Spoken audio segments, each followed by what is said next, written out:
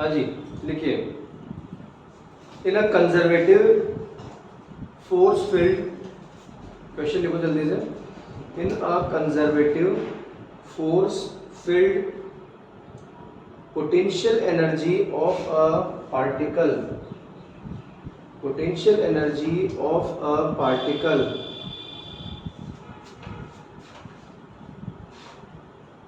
potential energy of a particle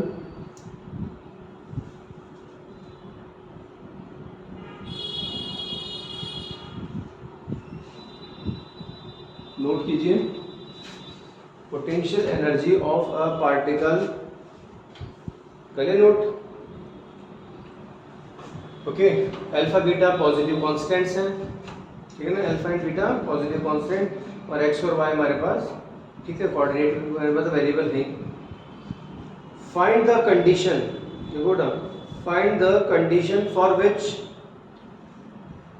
find the condition for which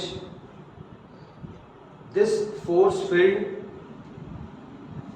is a central field, this force field is a central field, this force field is a central field। लिख चुके, कोई दिक्कत? चलो तो आओ बच्चों, ढंग से समझना ध्यान से। सपोज ये कोई फंक्शन है y is equal to F X, अब इसमें आपने कहीं भी एक रिक्वायर्ड पॉइंट लिया, ठीक है। अब देखो प्रूव क्या करना है, प्रूव ये करना है कि भैया एक फोर्स फील्ड है और उस फोर्स फील्ड में किसी लोकेशन पर, मान लीजिए ये लोकेशन है, इस लोकेशन के कोऑर्डिनेट्स है, मान लीजिए लोकेशन पर रेली P, और इस पोजीशन P या पॉइंट P के कोऑर्डिनेट्स है x, y। यहाँ पर फोर्स अप्लाइड है F, फोर्स कितना अप्लाइड है F।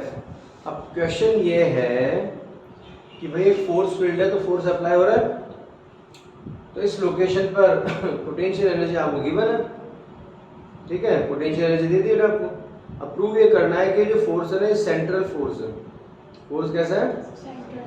मतलब ये है कि ओरिजिन के रेस्पेक्ट में जो पॉइंट P के लिए पोजीशन वेक्टर है ना, r वेक्टर, ओरिजिन के रेस्पेक्ट में इस पॉइंट P के लिए जो पोजीशन वेक्टर है r वेक्टर, तो जो फोर्स है ना वो इस लाइन के अलोंग है या फिर अपोजिट है।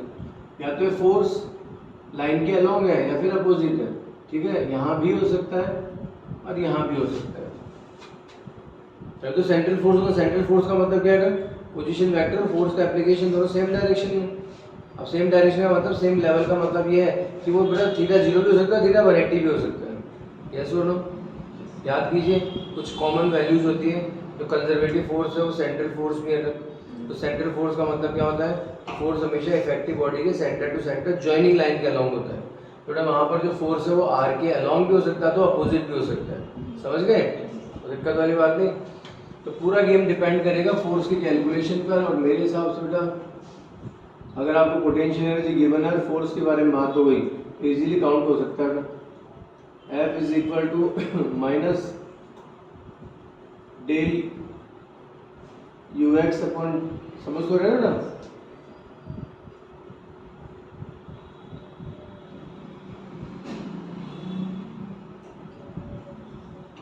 दे सकते हैं या ओनली यू दे दीजिए।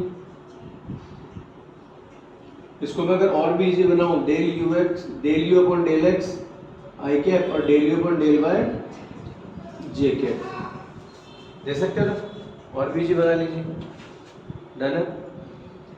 तो बच्चों याद कीजिए, आपने इस तरह के पैटर्न्स पहले भी देखे हैं, पहले भी यूज आप कर चुके हैं, ठीक है। अगर यहाँ पर पर्टिकुलर एक्स और वाई डिफाइन नहीं होता तो हम लोग ऑल ओवर वैल्यू भी ले सकते थे। तो बेटा ये कंडीशन है, ठीक है। ये हमारे पास फोर्स की एप्लीकेशन हो जाएगी, तो फोर्स कितना हो जाएगा बच्चों?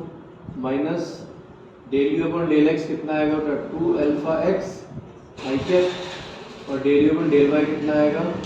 2 बीटा वाई जे कैप। ओके, टेंशन नहीं। अब सोचिए अगर सेंट्रल फोर्स है,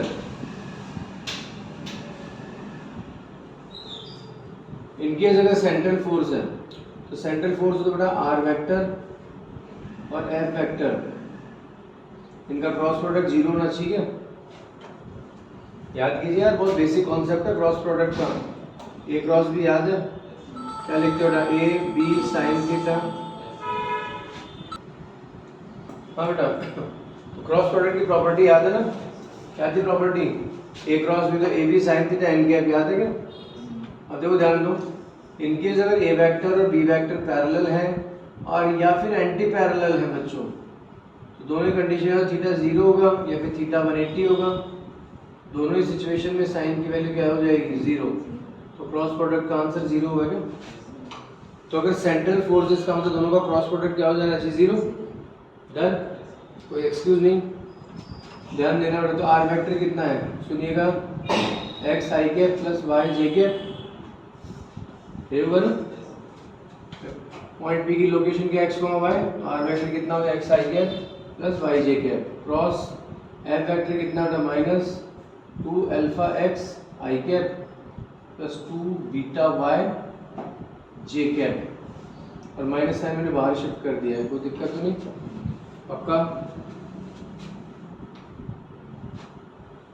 अब बेटा यहाँ पर अगर हम लोग बात करें तो शायद आप खुद भी रियलाइज करेंगे बेटा, क्रॉस प्रोडक्ट में लाइक वैल्यूज क्या हो जाती है, जीरो हो जाती है। आई क्रॉस आई, जे क्रॉस जे, ये सब जीरो हो जाते हैं। शायद आप लोगों को पता है, आई क्रॉस आई, जे क्रॉस जे, मतलब लाइक वैल्यूज सर्वाइव नहीं कर पाती हैं। और मिसमैच वैल्यूज के लिए आपने एक बेसिक पैटर्न पढ़ा है, आई जे एंड देन के, दिमाग में है। सोचो बस इसी पर हम लोग बात करें, ध्यान देना। तो आई कैप और आई कैप बेकार है, फिर बेटा 2 बीटा वाई और x, 2 beta x into y और i cross j, okay. This and this, इस तरह से इन दोनों को मल्टीप्लाई कर दें, plus 2 alpha x y j cross i, j cross i. Sequence change मत होने देना, वरना गड़बड़ हो जाएगी। सीक्वेंस चेंज हो गई तो गड़बड़ हो जाएगी, ध्यान रखना। अब यहाँ पर अगर मैं बात करूँ ना, तो आई क्रॉस जे, तो देखिए आई क्रॉस जे तो क्या आएगा, के क्या है, 2 बीटा एक्स वाई के क्या, 2 अल्फा एक्स वाई, और जे क्रॉस आई, जे क्रॉस आई तो माइनस के क्या दे देंगे आप लोग, ऐसा कर सकते हैं, ट्रांसफर कर देगा। 2 beta X Y equal to 2 alpha x Y, अगर वेक्टर फॉर्म में डाल दो पोटेंशियल, फिर 2 and X Y cancel, then beta equal to alpha. This is the basic requirement, ये इसका आंसर है, ध्यान रखना। एक सिंपल क्वेश्चन, थोड़ा सोच समझ के चल रहा है। अब यहाँ पर क्या दो छोटे छोटे कॉन्सेप्ट यूज हो गए। फर्स्ट सेंट्रल फोर्स का, तो सेंट्रल फोर्स को प्रूव करने के लिए हम लोग क्रॉस प्रोडक्ट यूज में ले रहे हैं, या आपके दिमाग में क्लिक करना चाहिए, वरना फिर दिक्कत आएगी, ठीक है। बाकी फोर्स निकालना शायद मेरे साथ कोई मुश्किल काम नहीं था, या पहले भी काम में ले चुके हैं, ठीक है, कोई दिक्कत नहीं। Individual X Y Z direction की बात होती है तो फिर यहाँ पार्शियल डिफरेंशिएशन किया जाता है, इसका ध्यान रखना। एक्स का एक्स के रेस्पेक्ट में सर्वाइव करेगा, वाई का वाई के रेस्पेक्ट में ही सर्वाइव करेगा, समझ गए, ध्यान दीजिए, सुनिए।